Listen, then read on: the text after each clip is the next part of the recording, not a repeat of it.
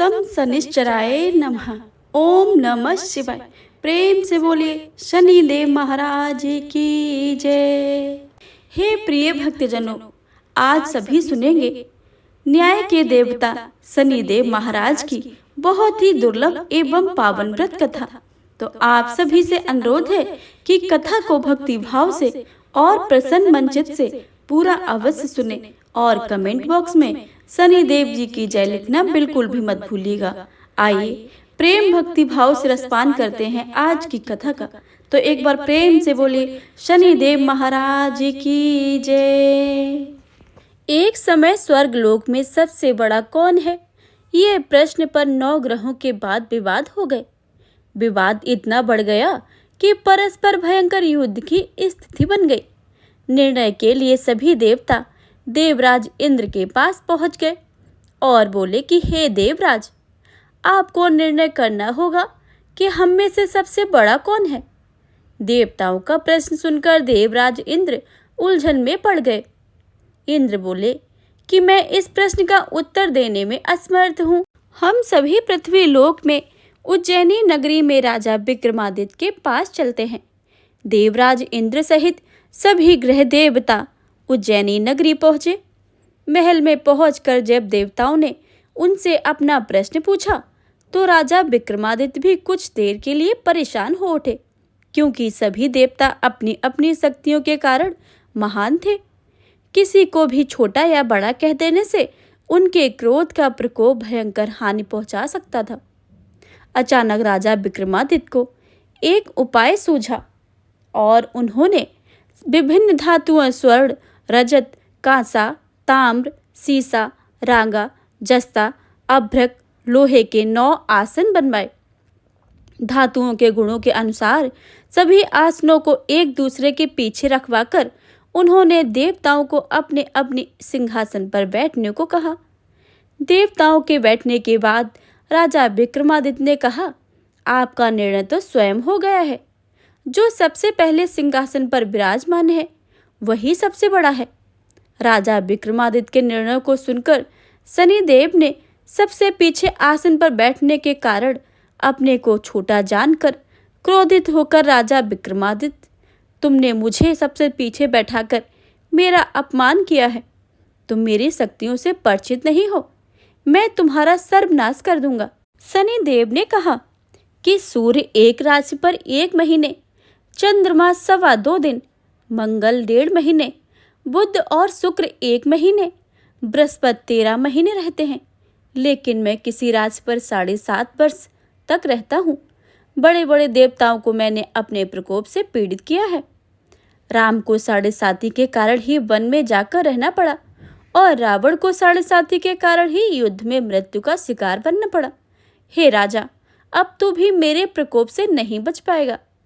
हे प्रिय भक्तों, इसके बाद अन्य ग्रहों के देवता तो प्रसन्नता के साथ चले गए, परंतु शनिदेव बड़े क्रोध के साथ वहां से विदा हुए। राजा विक्रमादित्य पहले की तरह ही न्याय करते रहे। उन्होंने राज्य में सभी स्त्री पुरुष बहुत आनंद में जीवन यापन कर रहे थे। कुछ दिन ऐसे ही बीत गए। उधर शनि देवता अपने अपमान को भूले नहीं थे। विक्रमादित्य से बदला लेने के लिए एक दिन शनिदेव ने घोड़े के व्यापारी का रूप धारण किया और बहुत से घोड़े के साथ उज्जैनी नगरी पहुंचे।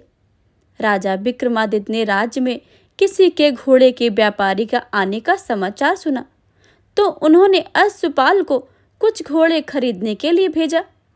घोड़े बहुत कीमती थे। अश्वपाल ने जब वापस लौटकर इस संबंध में बताया तो राजा विक्रमादित्य ने स्वयं जाकर एक सुंदर व शक्तिशाली घोड़े को पसंद किया।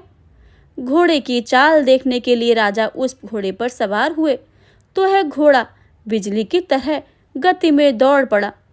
तेजी से दौड़ता घोड़ा राजा को दूर एक जंगल में ले गया और फिर राजा को वहां गिराकर जंगल में कहीं गायब हो गया। राजा अपने नगर को लौटने के लिए जंगल में भटकने लगे, लेकिन उन्हें लौटने का कोई रास्ता ही नहीं मिल रहा था। राजा को भूख प्यास लग रही थी। बहुत घूमने पर उन्हें एक चरवाहा मिला। राजा ने अब पानी मांगा। पानी पीकर राजा ने उस चरवाहे को अपनी अंगूठी दे दी।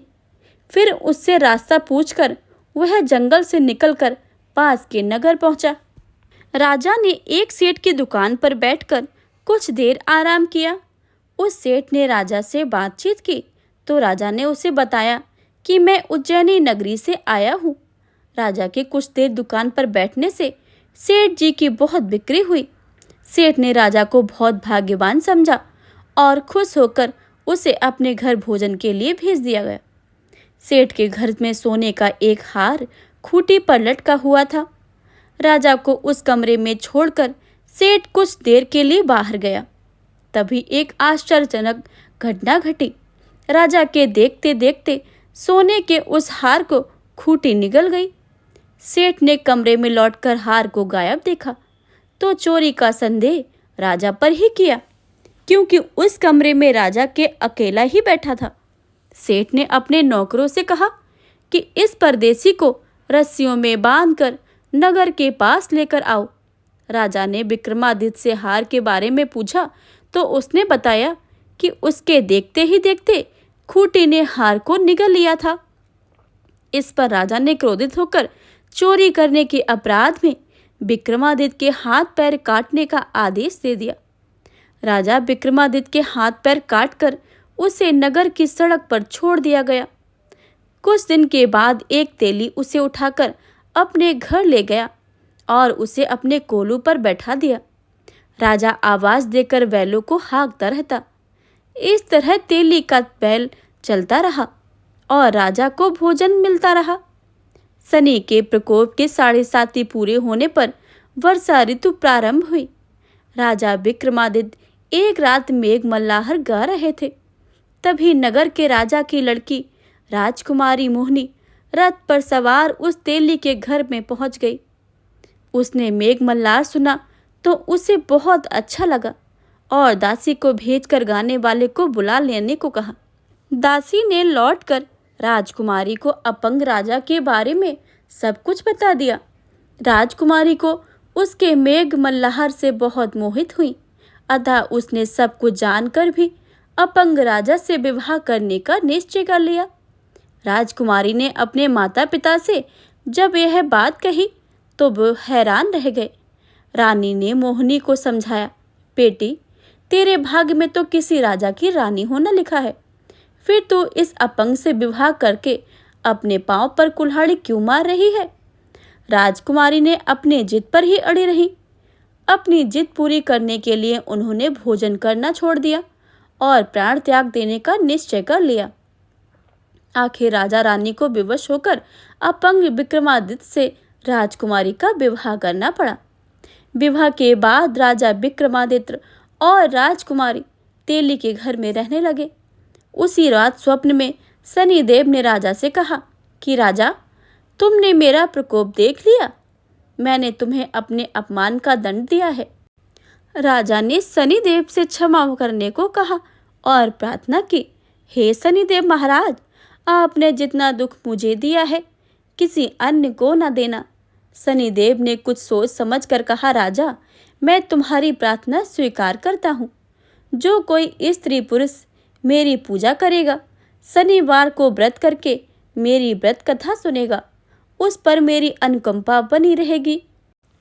प्रातःकाल राजा विक्रमादित्य की नींद खुली तो अपने हाथ पैर देखकर राजा को बहुत खुशी हुई। उसने मन ही मन शनिदेव को प्रणाम किया। राजकुमारी भी राजा के हाथ पैर सही सलामत देखकर आश्चर्य में डूब गई। तब राजा विक्रमादित्य ने अपना परिचय देते हुए शनिदेव के प्रकोप की सारी कहानी सुनाई। सेठ को जब इस बात का पता चला तो दौड़ता हुआ तेली के घर पहुंचा और राजा के चरणों में गिरकर क्षमा मांगने लगा। राजा ने उसे क्षमा कर दिया, क्योंकि यह तो सब शनिदेव के प्रकोप के कारण ही हुआ था। सेठ राजा को अपने घर ले गए और उसे भोजन कराया। भोजन करते समय वह एक आश्चर्यजनक घटना हुई। सबसे देखते देखते उस खूंटी ने हार उगल दिया। सेठ जी ने अपनी बेटी का विवाह भी राजा के साथ कर दिया और बहुत से स्वर्ण आभूषण, धन आदि देकर राजा को विदा किया। राजा विक्रमादित्य राजकुमारी मोहिनी और सेठ की बेटी के साथ उज्जैनी पहुंचे। तो नगरवासियों ने हर्ष से उनका स्वागत किया। अगले दिन राजा ने पूरे राज्य में घोषणा करवाई कि शनिदेव सब देवों में श्रेष्ठ हैं, सर्वश्रेष्ठ हैं।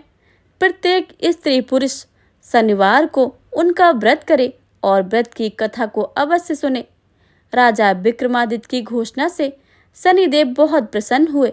शनिदेव का व्रत करने वाले और व्रत की कथा सुनने वाले के कारण सभी लोगों की मनोकामनाएं शनिदेव की अनुकंपा से पूरी होने लगी। सभी लोग आनंद पूर्वक रहने लगे। हे शनिदेव महाराज, जैसे अपने राजा की सारी मुसीबतों को टाला है, वैसे ही आपकी इस कथा को सुनने वाले, कहने वाले और हुंकार भरने वाले सब पर अपनी कृपा की दृष्टि बनाए रखना। सबको सुख शांति देना, सबके जीवन में खुशियां भर देना। तो प्रेम से बोलिए शनिदेव महाराज की जय।